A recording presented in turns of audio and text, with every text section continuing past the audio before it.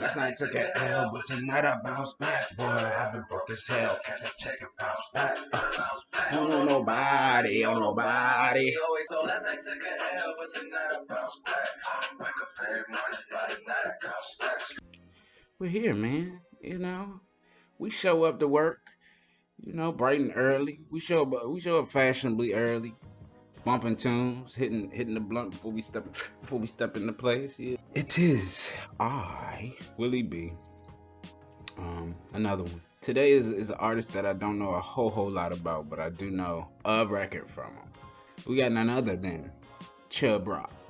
This project I think came out in 1988 though. He's from Kingston, Jamaica, originally born there. You know, last night we had Heavy D, and then now we got Chubb Rock. Two big boys from Jamaica, but something in the water. They moved from Jamaica to Brooklyn, New York. Where Brooklyn at? He's a college dropout before Kanye West. He dropped out of Brown University. You know, there's a lot of people dropping out of college. It's not a new thing for, you know, these young scholarly rappers to just, you know, drop out of school and be like, yeah, we about to do this hip hop shit.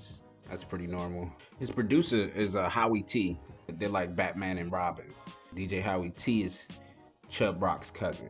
A family affair here. The name of this album is literally Chubb Rock featuring Hitman, Howie T. Just him and his cousin. This is Chubb Rock's first album. It was released under Select Records, which I don't think I brought up Select Records yet. The Warner Brother Music Group. Select Records is out of New Jersey, so I guess they were just plucking all the New York talent that they had right under their nose. Yo MTV Raps, which was an early show, early hip hop rap show. A lot of great early artists got their start, and the world seen them for the first time on Yo MTV Raps. MTV was big for that alternative crossover music such as hip hop, rock, punk. Everybody knows it. I've got 12 songs, 44 minutes to check out of Chubb. What I know him from is the lean in a pocket full of green. The green doesn't symbolize I made it on the top, but RoboCop last year was a shot. He's got one of my favorite party rocker songs out ever. Never heard this album. Never heard any of his albums. Literally just heard that single, so this is totally new for me. You know, we got the airplane, pilot talk. I'm sorry if the energy feels a little low today, man. It's been a lot going on. Everything ain't perfect and roses and rainbows and shit in my life. You know, things, we all going through it. I can see the light. Now we just gotta walk towards it. I don't know anything about Hitman Howie T, but we're gonna get a crash course. Let's get it.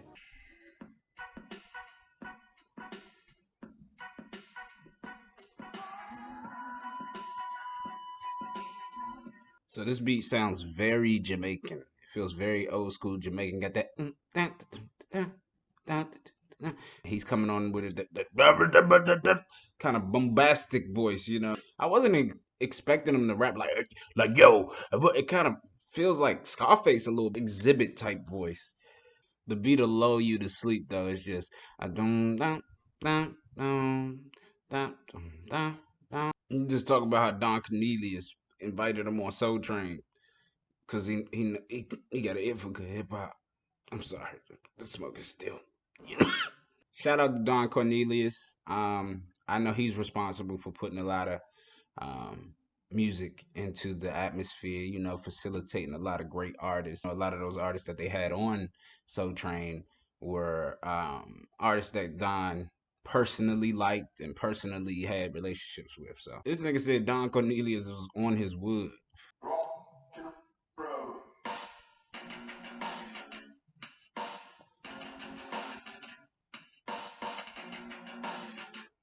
You know, it's a rock song. You know, hip hop rock fusion. It's always. I mean, this is 1988. We've been trying to just weave rock and hip hop for a long time. This is not a new fusion. The way he rapping on this joint is yucky.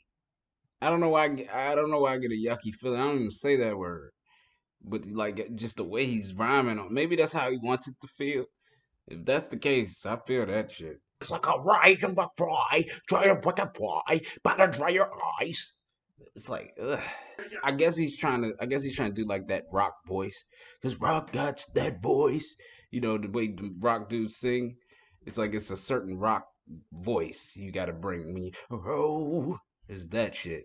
And he's trying, I guess he's trying to do like the rap version of that with his voice. Not a fan. It's not a good song. I'm sorry. I don't like this.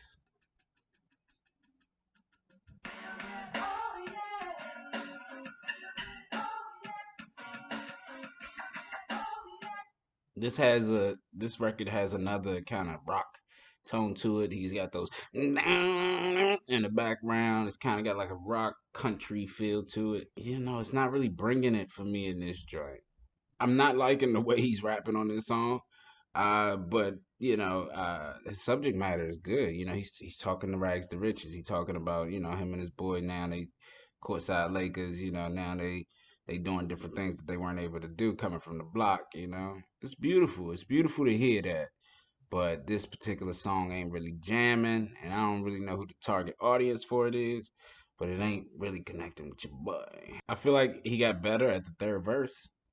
And sometimes that happens with some rappers. They got to lead up to that powerful verse. I ain't mad at it, but next.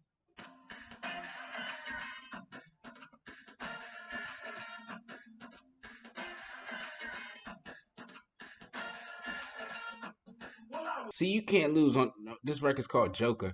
When you just boom bap it and just spit some dolo shit, you really can't lose. Just a good little groove, but and just spit your rhymes over some simple shit that just you can't lose them on. That's what you good at. The beat is kind of dry, but it's still got a good enough, solid enough boom bap moment just for you to rap on. He said, "I'm a joker. I'm a joker." I really like this beat. Like this beat is something that I would rap to. Not for my grandioso song. Maybe I mean at this time, yeah, I would definitely. But I would have opened the album with this song, just to kind of set a tone. Yeah, see, he doing. See, I love the way he's rapping on this. This beat forces you. See, them boom bap beats, they force you to get to the point. They force you to find your flow quick. Like I could tell he start feeling himself on this beat because the way you start rhyming on shit, you going smack at Oprah. You like, why ain't I been on your show? Arsenio Hall didn't call. Everybody didn't call me, but Oprah, you can't call her, brother. I guess at this time she wasn't really having hip hop artists on. At least he's, being positive and trying to speak to the kids. That at least matters.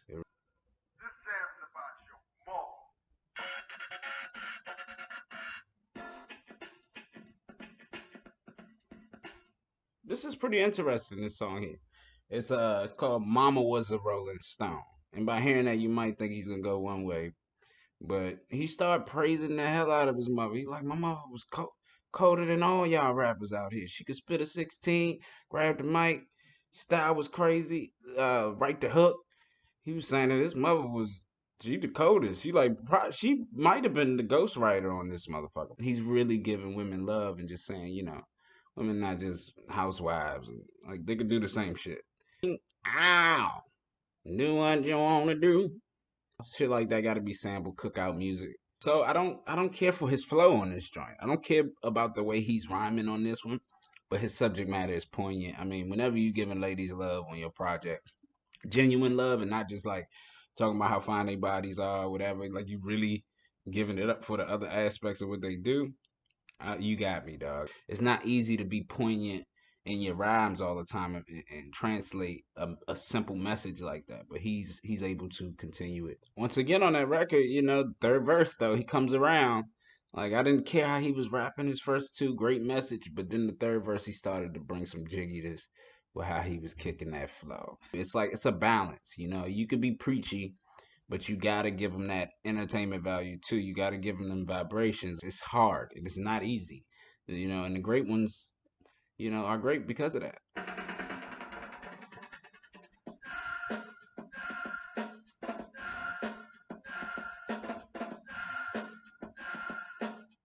Okay, thank you. We're here now. Just off of the beat, I'm like, okay, now this is my type beat. Coming off some, and then it just like mellows out to some player shit you could rhyme to. Yes, this is where I want to go. Take me here, Howie. Take me this way. This is it. This is the bruh. Yes, yes, yes. This is. I see what we got to do for you, Chubb. We gotta give you that hip hop. It's all about the beat that drives it, because this is a dope beat, really dope hip hop beat. Like just simple, but just it gets it right. And then it forces him to bring that dolo shit. I like the way he's rapping on this. You know, you're a hit or miss on this album right now. Boy, a hook hard to come by back here in the '80s. Hard to come by.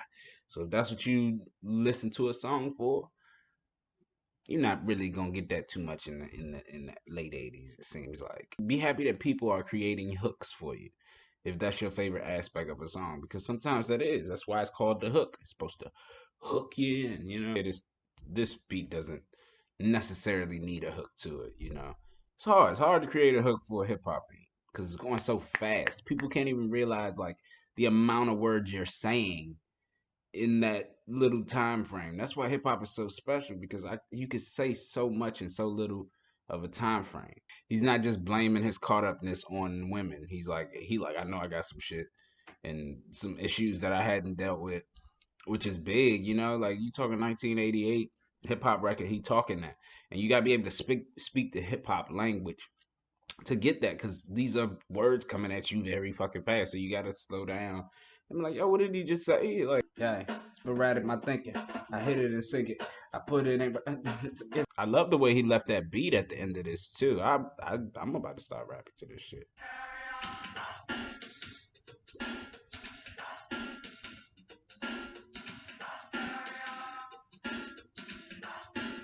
Ooh, this one's sneaky. I love the I love the sample they brought in on this. That matters. That kind of changes things. At first, I'm kind of like on the rocks, 'cause it sounds like somebody to lean on. It felt like that was coming, but then they brought this sample in that changed the vibe. I love like island vibes. You know what I mean? When they get that right, and the way they brought it in on this hook is perfect, man. I probably would just kept the whole beat with that shit in there.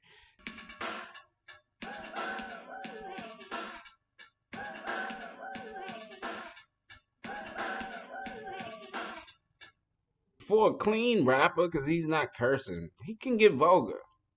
It's all about the words you use. This nigga definitely dropped out of Brown University, because that you got to know some words to be able to be vulgar, uh, but not curse.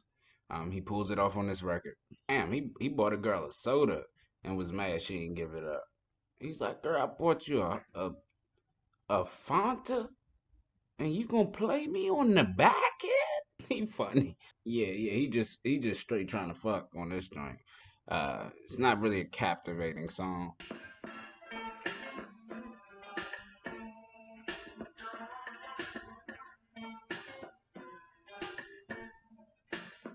Love that sample. Love anybody who used that sample. I want to say it's Luther Vandross. Is it Luther? I might be wrong. I'm gonna guess Luther right now. Yeah, the beat is there. The beat is a win, and his rhyming is cool on it. He's talking about a girl, obviously. You know, the beat dictates that. I've heard a version of this a little later on in my life. Heavy D. I really, really wanna know you. You got me thinking. That shit, whoo.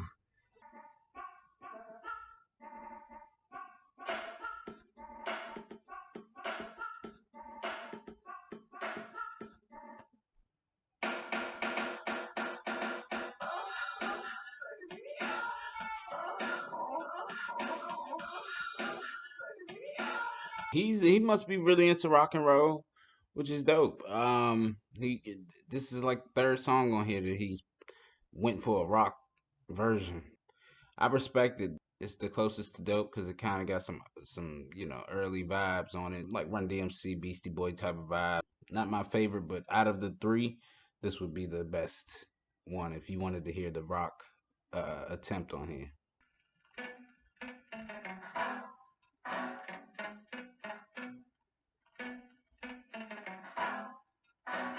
Yeah, it's so hot. I like the way he ended this joint because that's that shit. Ended with that rhythmic shit and give him your bars, man. I like his bop. I like his cadence on here. With him, he's up and down, man. It's wild, you know. But I really like the way he mellowing this joint out. His rhymes he kicking make you want to hear, make you want to listen to what he's saying. I heard it in the last album I reviewed, shouting out the forefathers, you know, shouting out people who came before you. I hear a lot of Public Enemy. I hear him shouting out just the early people, man, that matters. You gotta shout it out. See what we got. Album concept and theme. You know, it's not a lot to lead you on with the title. It's like just him and his boy just they're attacking the rap game, you know. One on the mic and the other dude just the DJ. It's very simple. I don't think right here in these early goings you're gonna find a super duper extravagant like album concept and thing. He wanted to get his rock influence in there. Me and my cousin, we coming to kick some shit. You know, that's the theme.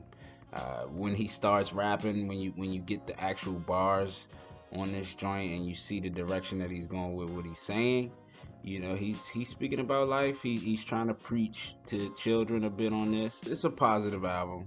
It's definitely a positive album, but he gets gritty at moments. So I'm gonna go with a 6. Artwork. This is the first artwork of the albums I've covered where, you know, it's animation, and I love animation. This looks just like him and his boy, so this is awesome animation. I love the way this looks. You got him. I don't know what it was with niggas in purple blazers back in the day. That must have been the fly shit. And then this boy wearing the crisp white with the, you know, with the brimmy, super sci-fi glasses. You can tell he from Jamaica. He just got the blazer on, straight chest. Fat man. I'm gonna go with a 10. Production, pretty semi to me. It was some tracks that I listened to and was a little disappointed with the quality of it. Not every record was like that, but it was definitely noticeable.